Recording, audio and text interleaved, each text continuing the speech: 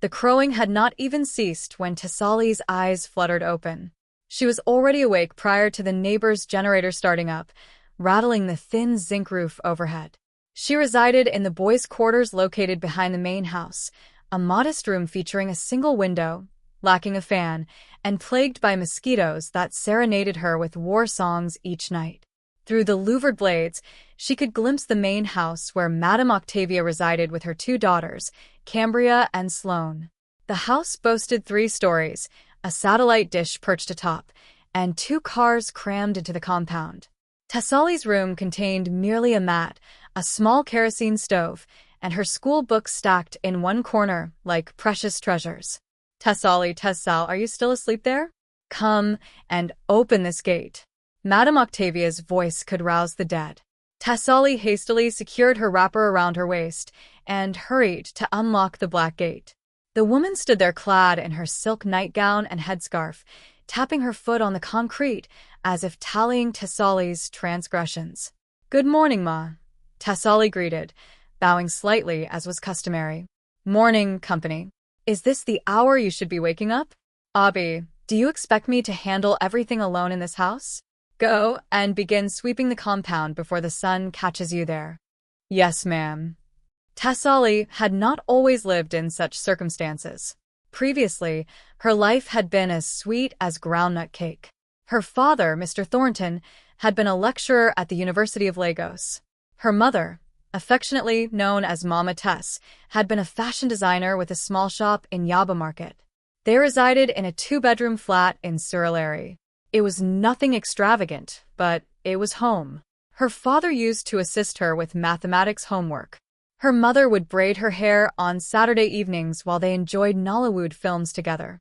Then, one fateful Saturday afternoon, as her parents were returning from a wedding in Irodo, their bus met with an accident at Hoda. The conductor had been hurrying to beat the go-slow, and the driver was fatigued. The trailer had been moving at a high speed.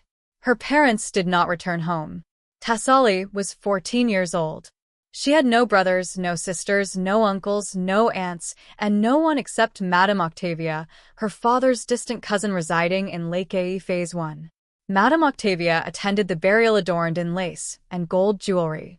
"Do not worry," she reassured the few relatives present. "I will take care of the girl. She is family." However, from the very first day Tessali stepped into that dilapidated house, she discovered that the concept of family could vary significantly. Cambria and Sloane, Madame Octavia's twin daughters, were the same age as Tessali, 17 years old. Yet, they treated her as if she were a domestic servant from the village. "Tessali, please come and iron my school uniform." "Tessali, my phone is not charging." "Come and repair it." "Tessali, this rice is too hard." "Are you attempting to poison us?" Each morning, Tessali rose at 5 a.m. to sweep the yard, fetch water to fill the overhead tank, despite the presence of a water pump, wash the dishes from the previous night, prepare breakfast, iron school uniforms, and then hurry to get ready for school. She attended Community Senior Secondary School in Aya, a public institution where the paint was peeling from the walls and students shared desks 3 to a seat. Cambria and Sloane went to Green Springs International School in Lekki, where the cost of one term's tuition could purchase a motorcycle. "Why are you even wasting your time studying?" Sloane inquired one evening, mocking the jammed textbook in her hand. "Do you believe everyone should go to university? You should face reality. You can be a house help." Tessali remained silent. She had learned that in Madame Octavia's household, speaking up could lead to trouble. Nevertheless, in her heart, she was resolute. She studied by candlelight when NEPA cut the electricity. She studied on the bus heading to school. She studied in the school library during breaks while other students were buying snacks and Carrera. Her teachers recognized that this girl possessed intelligence. Mr. Admi consistently advised, "Tessali, you must take the scholarship exam. Do not squander your talent here." Tessali, undeterred, persevered. In spite of all challenges, her WK results revealed 9A1S. Her JM score was 347. She ranked among the top students in the entire local government area. The announcement arrived on a sweltering Wednesday afternoon during assembly. The principal, Mrs. Okonkwo, stood beneath the mango tree in the schoolyard, holding a large envelope. Students were using their notebooks to fan themselves, eagerly awaiting the conclusion of the assembly so they could return home and escape the oppressive heat. "Students, I have an important announcement," the principal declared, her voice resonating clearly. "As you are all aware, Sterling Innovation Hub, the prominent technology firm located in Victoria Island, is hosting its annual Young Innovator Summit. This represents a significant opportunity. They will select 5 students from each school in Lagos to participate in their networking event this Saturday. They are seeking students with outstanding academic achievements and those who have demonstrated leadership within their communities." The entire school began to lament. Sterling Innovation Hub was not merely any company, it was the talk of the town. They developed applications and created technological solutions for Nigerian issues. Furthermore, their founder and CEO, Mr. Callaway Winters, was a young Nigerian who had returned from overseas to invest in the youth of Nigeria.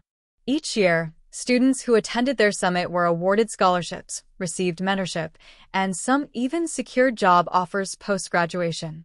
"The 5 students chosen from our school are..." Mrs. Okonkwo adjusted her reading glasses and opened the envelope. "Tesali Thornton, Mohammed Bello, Chidi Mafo, Audie Johnson, and Blessing Edom. Congratulations. You will receive your invitation letters tomorrow." Tesali's heart nearly leapt from her chest. She could hardly believe it. She had been selected for such a remarkable opportunity. The following day, she received a cream-colored envelope with her name inscribed in gold letters. "You are cordially invited to the Sterling Innovation Hub Young Innovator Summit. The event is scheduled for this Saturday at Echo Hotels and Suites, Victoria Island. The dress code is smart casual or corporate attire. Transportation and refreshments will be provided." Tesali held the letter delicately, as if it were made of glass. This was her opportunity, her singular chance to connect with individuals who could assist her, to unlock doors that had remained closed her entire life. That evening, upon returning home, Madame Octavia was in the living room with Cambria and Sloane. They too were holding similar cream-colored envelopes. "Ah, can you imagine?" Madame Octavia exclaimed proudly. "Both of my daughters have been invited to the Sterling Innovation Hub. I knew that prestigious school was worth the investment. This is how we will meet influential people in Lagos and secure their futures." Cambria was taking selfies with her invitation letter, already strategizing her outfit. "I'm going to wear my new Zara dress, the one we purchased in Dubai." Sloane was busy texting her friends. "I heard the CEO is quite attractive, very handsome. Perhaps he will notice me." They were oblivious to Thessaly standing in the doorway. Thessaly softly cleared her throat. "Good evening, Ma." Madame Octavia glanced up, her eyes narrowing. "Ah, Thessaly, you have returned. Please go to the kitchen and prepare dinner. We are expecting guests tonight. Make jollof rice, fried chicken, and coleslaw, and ensure the rice does not burn this time." "Yes, Ma." Thessaly hesitated, gripping her own invitation letter. "Ma, I also received an invitation to the summit." The room fell silent. Cambria and Sloane looked up from their phones, their expressions contorted in disbelief. Madame Octavia's gaze shifted from Thessaly's face to the envelope in her hand, then back to her face. "You," Madame Octavia said slowly, as if the word left a bitter taste in her mouth. "They invited you?" "Yes, Ma. 5 students from my school were selected based on our WK and JAM results, and that is extraordinary." Sloane interrupted while standing. How could they possibly invite someone from a local government school? It must be an error. Cambria emitted a sharp laugh, reminiscent of something breaking. "Ha ha ha ha ha ha. Perhaps they require someone to serve beverages at the event, which is why you were invited." "No, Ma," Thessaly replied softly, her voice unwavering despite her trembling hands. "I was chosen due to my academic achievements. I attained 9A1S in WK and scored 347 in JM." Madame Octavia rose, her expression darkening. She approached slowly, each step laden with authority. Upon reaching her, she seized the invitation from her hand and scrutinized it, her lips forming a thin line. "So, you believe you can claim to be on our level now, Abby?" Madame Octavia inquired, her tone low and menacing. Just because you received one invitation letter, you think you can stand here and compare yourself to my daughters? No, Ma, I did not intend to. Silence. Madame Octavia cast the letter onto the floor. Are you aware of the amount I have invested in this girl's education?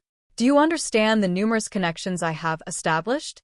And now you, a nobody, a girl I rescued from the gutter out of compassion, wish to disgrace me at a public event? Tears welled in Thessal's eyes, yet she fought to keep them at bay. Ma, I merely wish to attend. It is a chance for my future. Your future? Madame Octavia scoffed bitterly. What future? Look at yourself. You lack even proper attire. Do you believe you can attend the Echo Hotel dressed like a village girl? You will humiliate yourself and bring shame to this family.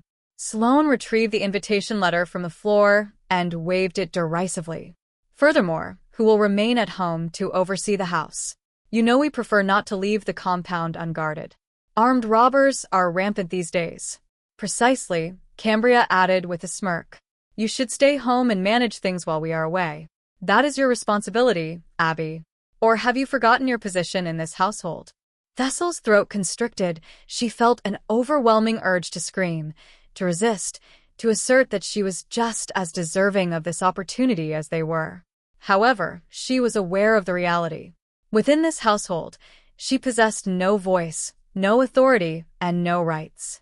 Go to the kitchen, commanded Madame Octavia, dismissing her with a mere gesture. And do not let me hear this nonsense again. You are not going anywhere on Saturday. Thessaly bent down, retrieved her crumpled invitation letter, and proceeded to the kitchen. Her vision was clouded by tears she refused to shed in their presence. As she began chopping onions for the jollof rice, she allowed the tears to flow freely. If they noticed, they could attribute it to the onions. That evening, after preparing and serving dinner, ensuring the house was secured and the generator was turned off, Thessaly lay on her mat in the boys' quarters. The invitation letter was carefully placed beneath her thin pillow. She extracted it and read it once more by the light of her phone. Saturday, 2 p.m. Echo Hotel and Suites, Victoria Island. She reflected on her parents. Her father would have been immensely proud of her. Her mother would have sewn her a special dress for the event. They would have celebrated together, taken photographs, and shared in the joy. Mama, Papa, I miss you dearly. If you were here, circumstances would be different. Mosquitoes buzzed around her ear. In the distance, she could hear the night market vendors calling out their final prices. The neighbor's generator hummed like a weary giant, and she made a decision. She would find a way to attend that summit, even if it meant defying Madame Octavia for the first time in 3 years. This was her future, her opportunity, and she would not allow anyone to take it from her. Saturday morning arrived, presenting both a blessing and a curse. The house was in disarray. Madame Octavia had enlisted a hairstylist to come and braid Cambria's and Sloane's hair. The girls were trying on various outfits, seeking their mother's opinion, and taking countless selfies for Instagram. The makeup artist was scheduled to arrive at noon. Thessaly, Madame Octavia called from upstairs. Please come and iron my daughter's dresses, ensuring there are no wrinkles. These dresses are expensive. Thessaly ascended the stairs to Cambria's room, where the girls had scattered clothes everywhere as if a hurricane had swept through. She picked up the first dress, a fitted navy blue Anara dress adorned with gold accessories. As she meticulously ironed it, Sloane was on the phone with her friend, her voice loud and boastful. Yes, now Stelling Innovation Hub has personally invited us. You know how these things operate. Only the elite students gain access. I heard they're going to offer scholarships and internship opportunities. Me? I'm prepared to seize everything they are providing. Cambria was applying a face mask, her voice muffled. I just hope the CEO notices me. My friend mentioned he is single. Imagine becoming a tech billionaire's wife at 18. That is what I call securing the bag. They giggled together while Thessaly ironed in silence. By 1 p.m., the girls were ready. Cambria wore the navy encre dress that she had ironed, paired with expensive silver heels and a designer handbag. Sloane donned a wine-colored jumpsuit with gold jewelry that sparkled in the afternoon sun. Their hair was styled perfectly, their makeup flawless, and their confidence radiated as if they owned the world. Madame Octavia inspected them like a military general before a battle. Perfect. Both of you look like the queens you are. Remember to network effectively. Collect business cards. Speak to the CEO if you have the opportunity. This is how connections are established. The driver, Uncle, was waiting in the car outside. As the girls approached the door, Madame Octavia turned to Thessaly. We will return by evening. Ensure you sweep the compound, wash those clothes in the bathroom, and prepare dinner before 7 p.m. I want pounded yam and egusi soup. Yes, ma'am, Thessaly replied, her eyes cast down. And do not let me return to hear that you left this compound. I am warning you. Yes, ma. The gate closed, the car engine roared to life, and they sped away. Thessaly remained in the vacant compound, her heart racing like a drum. She had precisely 3 hours. 3 hours to prepare and reach Victoria Island. She hurried to her room and retrieved the only decent outfit she possessed. It was a simple yellow dress that her mother had crafted for her 14th birthday. Although it was old and the color had slightly faded, it was clean and modest. She lacked heels, only having her worn black canvas shoes and no jewelry except for the small silver necklace her father had gifted her, which featured a T pendant. However, she had her intellect. She had her invitation letter. And she possessed a determination that surpassed any designer attire. Thessaly quickly bathed using the bucket of water she had collected that morning. She applied oil to her skin, donned her yellow dress, and packed her small bag with her invitation, phone, pen, and notebook. She gazed at her reflection in the small cracked mirror on her wall. You can do this, she whispered to herself. This is your opportunity. She locked her room, climbed over the back fence of the compound, something she had never attempted before, and walked briskly toward the main road to catch a bus to Victoria Island. Echo Hotel and Suites loomed like a glass castle on Victoria Island. Thessaly had seen it in films and on television, but witnessing it in person left her breathless. The building sparkled in the afternoon sunlight. Luxury vehicles were parked everywhere: Range Rovers, Mercedes, Benzes, and Lexus SUVs. Young individuals in expensive attire were entering through the grand entrance, laughing and conversing with confidence. Thessaly suddenly felt insignificant. Her yellow dress appeared even more faded under the bright sunlight. Her canvas shoes seemed ancient compared to the designer heels clicking on the marble floors. Nevertheless, she squared her shoulders, clutched her invitation letter, and approached the entrance. The security guard at the door, a tall man dressed in a black suit, halted her. Yes, how may I assist you?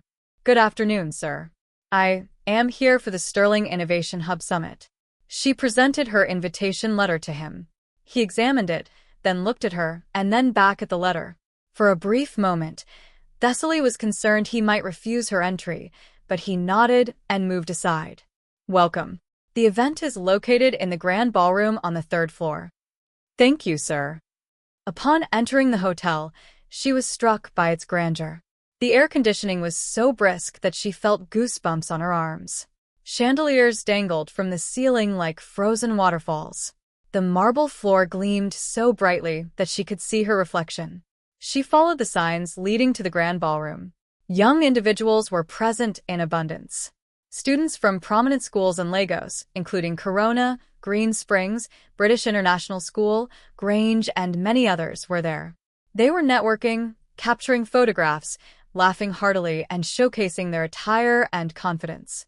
Thessaly found a secluded corner and surveyed the surroundings. The ballroom was vast, adorned in blue and gold hues. A stage was positioned at the front with the Sterling Innovation Hub logo displayed on a large screen. Tables were set up throughout the hall, each with nameplates for various schools. Waiters circulated, offering small bites, spring rolls, samosas, puff, and chicken wings. She noticed Cambria and Sloane across the room, accompanied by their friends from Green Springs, taking selfies and laughing. They had not yet noticed her. It was her first time attending an event of this nature. Thessaly turned to find a young man standing next to her, perhaps in his mid-20s, dressed in simple jeans and a white shirt. He had kind eyes and a friendly smile. Yes, Thessaly admitted. It is quite overwhelming. I understand that these events can be daunting, but do not be misled by the extravagant attire. What truly matters here is your intellect and the contributions you can make. He extended his hand. I am Calloway. Calloway Winters. Thessaly's eyes widened. The CEO? She was conversing with the CEO of Sterling Innovation Hub. I am Thessaly Thornton. It is a pleasure to meet you, Thessaly. Which school do you attend? Community Senior Secondary School. Aya smiled broadly. One of my preferred schools in Lagos is yours. Your principal, Mrs. Okonkwo, is doing remarkable work. So, may I ask what brings you to this summit? What are your passions? In that moment, standing in the corner with Calloway Winters, Thessaly completely forgot about her faded yellow dress. She dismissed Madame Octavia's warnings from her mind. She no longer felt like a nobody. She shared her aspirations of pursuing computer science. She expressed her desire to create an educational app for students in public schools who cannot afford costly textbooks. She discussed leveraging technology to address significant Nigerian issues such as electricity, education, and transportation. Calloway was attentive, genuinely listening, posing questions, nodding, and jotting down notes on his phone. Thessaly, you possess something that many attendees at this summit lack: authentic passion grounded in real-life experience. I would like you to become part of our Young Innovators program. We will mentor you, connect you with resources, and assist you in developing that app. Thessaly was astonished by what she was hearing. Sir, I am at a loss for words. Thank you. I truly appreciate it. Do not thank me. You have earned this opportunity. Just promise me that you will work diligently and never allow anyone to make you feel inferior. Before she could reply, a sharp voice interrupted her. Thessaly turned around. Cambria and Sloane were there, their expressions a mix of shock and anger. Behind them, Madame Octavia had arrived, seemingly having decided to attend the event after all. What are you doing here? Madame Octavia spat, gripping Thessaly's arm. Did I not instruct you to remain at home? Do you wish to embarrass me in public? Excuse me, ma'am. Is there an issue? Calloway's tone was composed. No problem, sir. Madame Octavia quickly replied, her voice suddenly sweet and courteous. This is merely my housegirl. She must have followed us here. I apologize for any disturbance. Housegirl? Calloway's tone turned icy. This young woman just informed me that she is a top student from the community secondary school. Are you implying that she is your housegirl? The entire ballroom fell silent. All eyes were on them now. Cambria's face flushed with embarrassment. Sir, there seems to be a misunderstanding. Thessaly is not a student. She merely resides with us and assists with household tasks. I possess my invitation, Thessaly stated softly, retrieving her letter.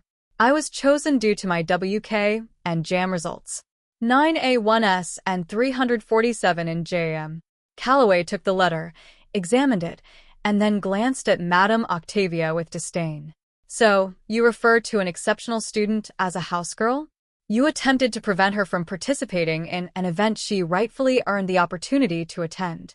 Madame Octavia opened her mouth, but no words emerged. Security, Calloway commanded. 2 security personnel appeared instantly.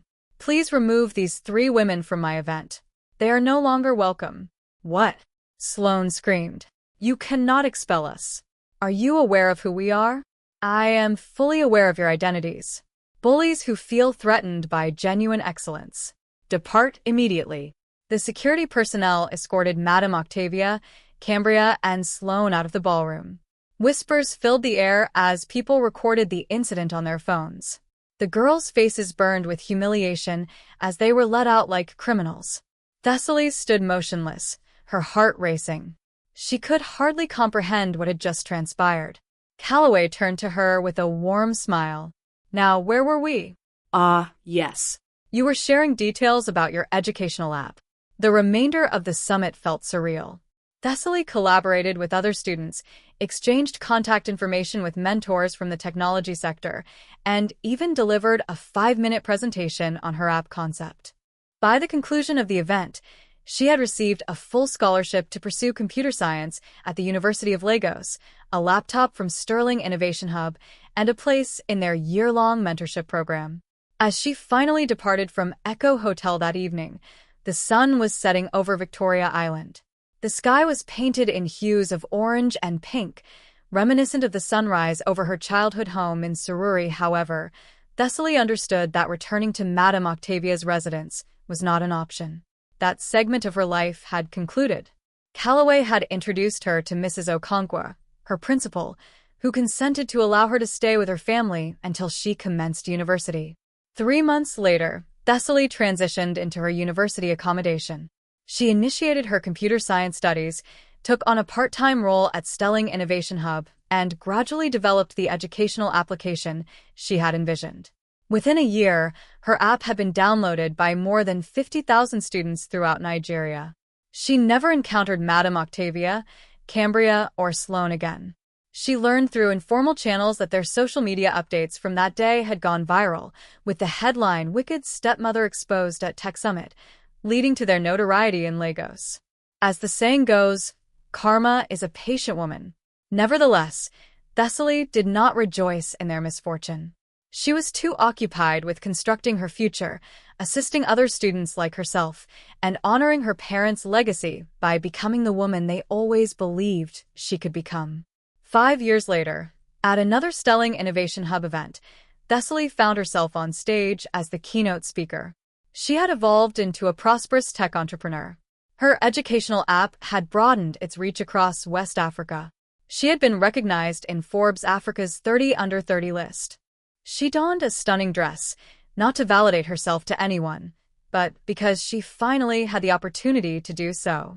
As she gazed at the audience filled with young, aspiring individuals, she reflected on that frightened 17-year-old girl in a worn yellow dress who had scaled a fence to pursue her dreams. Life may attempt to convince you that you are insufficient. Individuals may strive to diminish you, making you feel unworthy of a place at the table. However, I am here to affirm that you are enough. Your background does not dictate your future. Your circumstances do not define your value.